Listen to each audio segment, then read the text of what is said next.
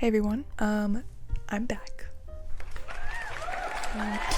As promised, I have come bearing gifts. I have my notes here for all of the Sapphic book recommendations that I'm about to give you. I have 14 books here, plus one bonus book. I have a mixture of a lot of things. I have contemporary romance, I have some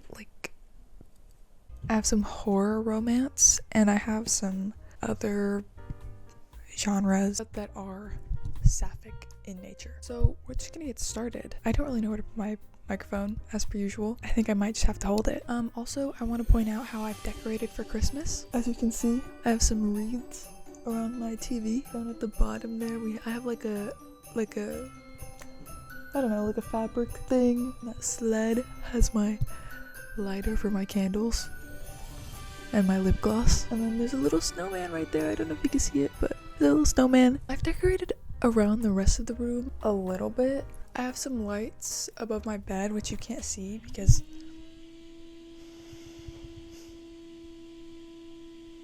I'm just gonna talk through it. There's just gonna be noises in this video. You're just gonna have to deal with it. We're gonna start with the contemporary romance books that I have. These aren't in any particular order. I don't know. Starting off, we have I Think I Love You by Oriane Desombre? I don't know.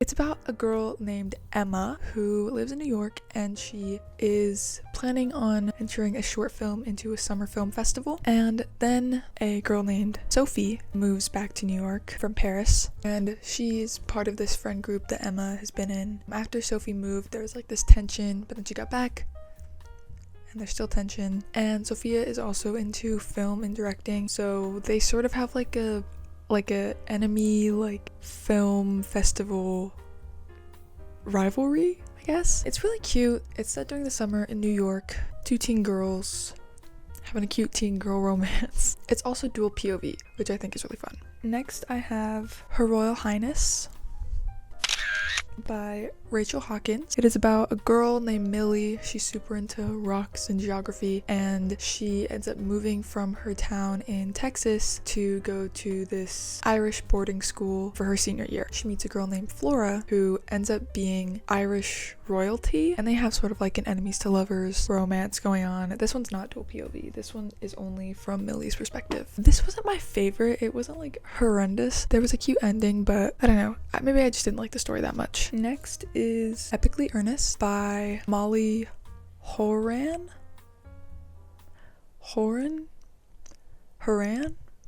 I don't know. It's about a girl named Jane who has a crush on her best friend's cousin. It's pretty self-explanatory. It's a pretty short book too. Jane's backstory is that when she was a baby, she was left alone in a Gucci bag at a train station or a subway station or something, and then after that she got adopted. But a video of her as a baby went viral, so now she's low-key famous. On that note, this book talks about adoption and finding her biological family. It's also a retelling of Oscar Wilde's The Importance of Being Earnest. I've never read that before.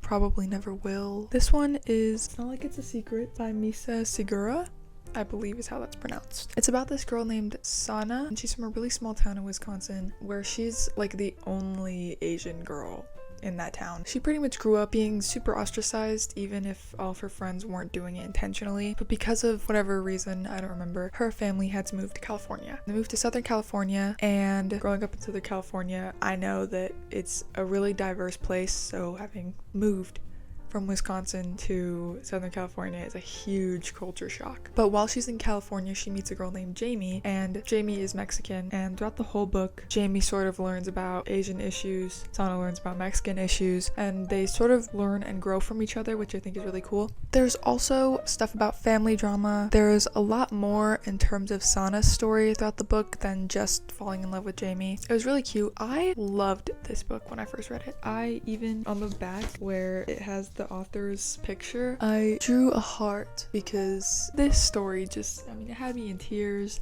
had me laughing, crying, smiling, I suppose, as a third emotion. I came out a different person after reading this book. The next one I have here is a pretty popular book. I've heard a few other people talking about it. It's She Drives Me Crazy by Kelly Quindlen. It's about Scotty, who has just been broken up with. She's on the basketball team, and her ex-girlfriend, I guess, moved to like the rivaling school, and she's on the rivaling basketball team. And Scotty, you know, is rightfully heartbroken. And one day, she accidentally pretty much wrecks a girl named Irene. She pretty much wrecks her car in the school parking lot. So to sort of pay for that, she's been giving Irene rides to school. I don't remember why Irene agrees to help Scotty, but Scotty basically asks Irene if they could pretend to be dating so that Scotty could get back at her ex-girlfriend. Then it snowballs into a beautiful romance. It's sort of an enemies to lovers. Surprisingly, I know I've read this before, but like re-looking at it and re-looking through it, it's not dual POV, which I thought it was, but it's not. It's only from Scotty's perspective. I don't know, I find that weird because I feel like this would be such a perfect dual POV book. Next, I have two books by Jennifer Dugan, but these are some of the cutest books I've ever read in my life. One of them was sort of like the catalyst of me reading Sapphic romance novels, and that's Some Girls Do. I read this December 2021, and then for like the entirety of 2022, it was just like Sapphic book after Sapphic book after Sapphic book. Well, not for the entirety, I mean for like the first half, and then like sprinkled throughout the rest of the year. But it is about Morgan, who is a track runner. Nope. Reverse that. This book is about a girl named Morgan who was kicked out of her old Catholic school because she was an out lesbian. Also, just a little detail, I didn't write this down in my notes, but she becomes part of like this queer youth club, which I think is pretty cool. The other perspective, this is dual POV, both of these books are, is from Ruby's perspective. She is kind of like a mechanic type. She's always working on her car, but her mom is pretty much forcing her to be part of beauty pageants, which she doesn't like. Also, she is a little bit scared to come out because that doesn't really fit the beauty pageant image that her mom is trying to make. Similar to the last book, actually, Ruby almost runs Morgan over in the parking lot, which is really funny. If I had a nickel for every time that happened, I'd have 2 nickels. Which isn't a lot, but it's weird that it happened twice, right?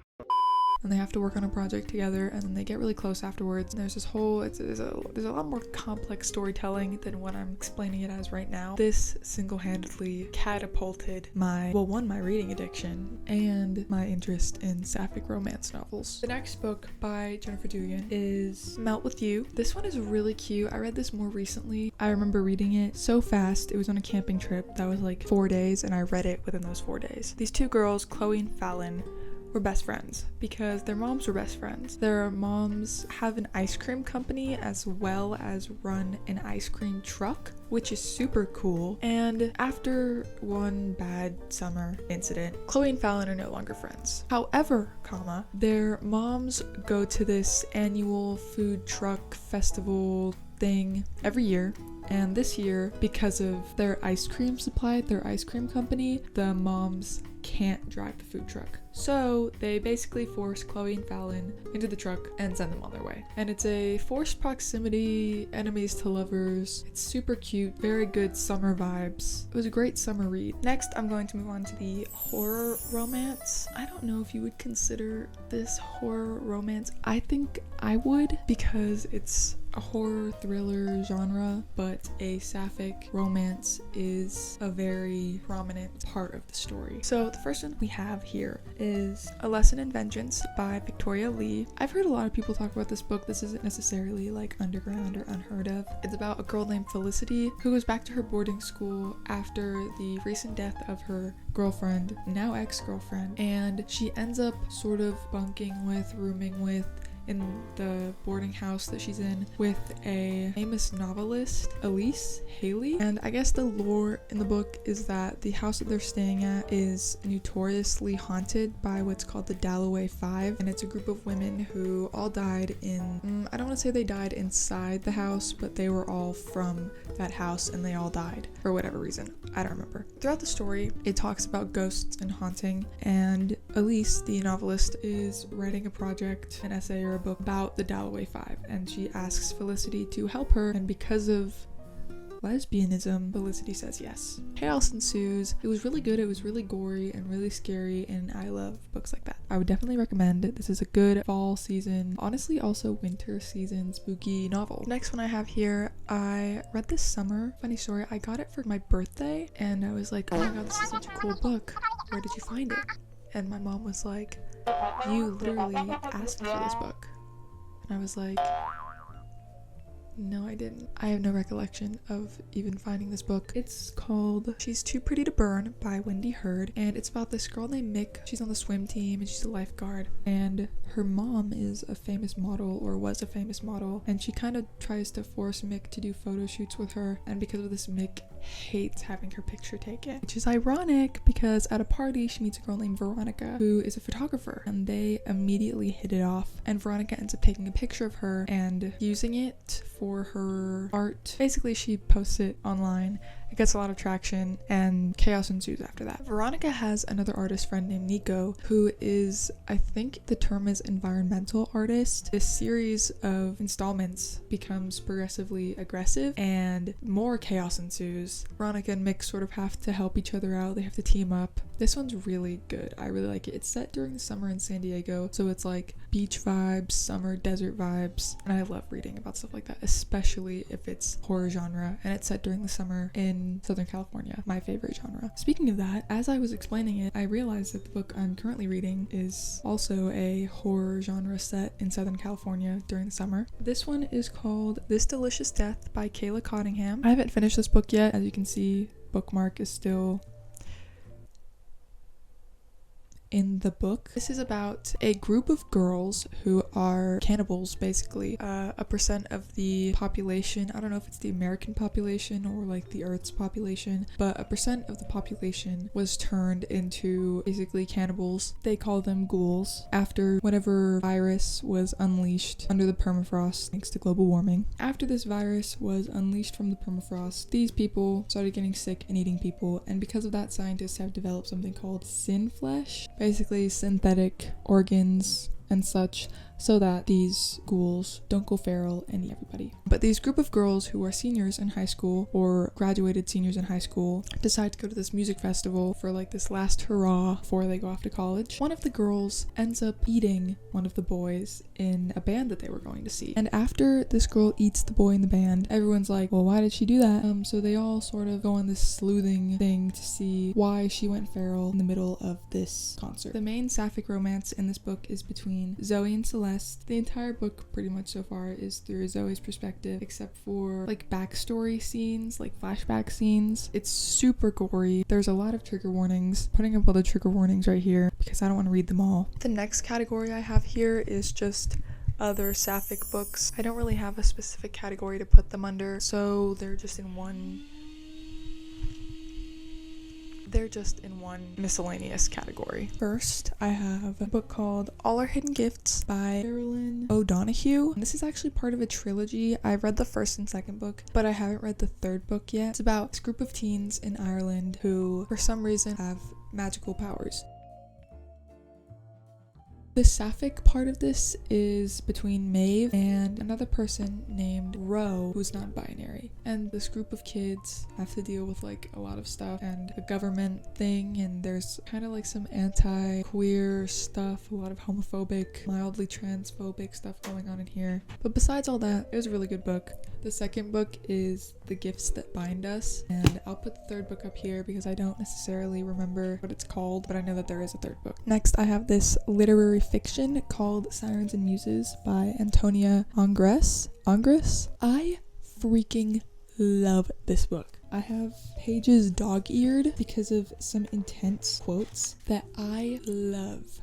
My whole heart, I love. This is actually based around 4 perspectives. It's set in 2012 at this elite art school, and the perspectives are between 3 students, Louisa, Karina, and Preston, and 1 teacher, Robert. Chaos ensues, to be honest. I don't even know how else to describe this book. Chaotic, erotic. The Sapphic part of this book is between Louisa and Karina, and I don't want to say necessarily that they have a romance, but there is definitely feelings and actions within the book that are very poetic, I want to say. It is about art students, so they're kind of you know, artsy, but it's a really beautiful story. Last but not least, I have a series of essays.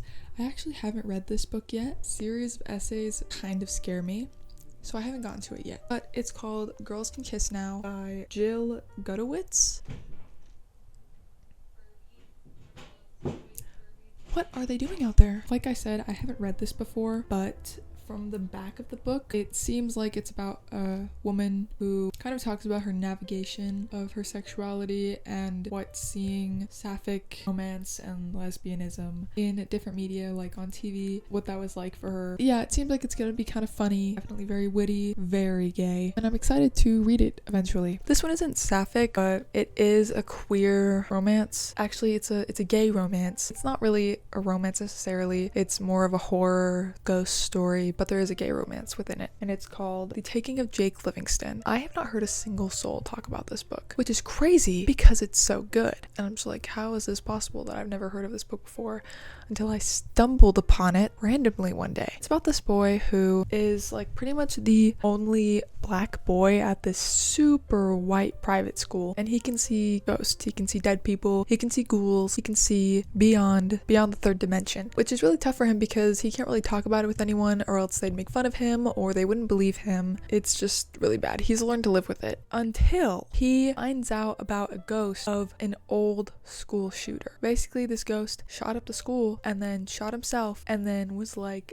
I want more, which is crazy. Jake kind of has to deal with that, and he meets a boy named Alistair, who is, besides his brother, the only other black boy in the school, and they instantly have a connection. They are so cute. That's pretty much it. Those are all my Sapphic books plus one gay book. As you can see, I clearly have a preference. I am probably after Christmas going to do another book video of like books I got for Christmas and also New Year's TBR video, but other than that I have no plans. So if you guys could comment down below some videos you'd like to see, but until then, thank you for watching. Until next time, goodbye.